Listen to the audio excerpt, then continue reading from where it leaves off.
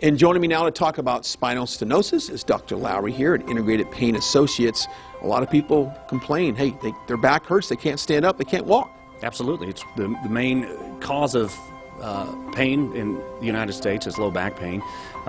It's estimated about 10% of the population will suffer from spinal stenosis at some point in their life. So quite a few people are affected by this. If someone's not familiar with spinal stenosis, let's give us the medical definition of that. Certainly. So spinal stenosis is an area of the spinal column itself that is narrowed and puts pressure on the spinal cord when we're standing and walking.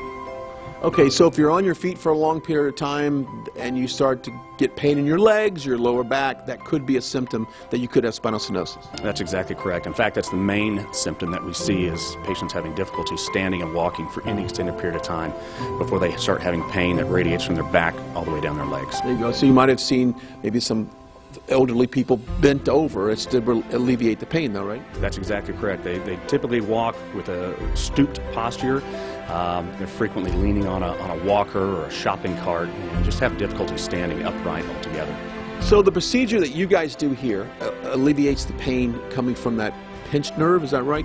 That's correct. In fact, it's typically a single nerve root on the side that comes out of what's called the neural foramen, or all of the nerve roots in the spinal canal that can be compressed centrally. And so what this device is just a simple spacer that goes in and keeps pressure off those spinal nerve roots to prevent them from getting pinched. Now, how long does this last? Is this something that could 5-10 years or?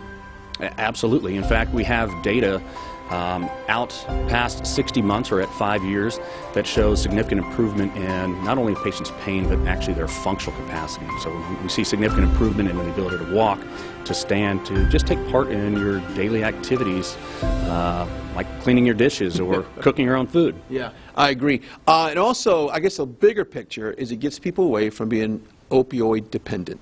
Absolutely. You know, in fact, we see a lot of patients here, and that's really the only reprieve they've known for a long time is just their medication. So to offer them something different is really what we're striving to do across all fields of medicine to do our part to prevent further opioid crisis or opioid addiction.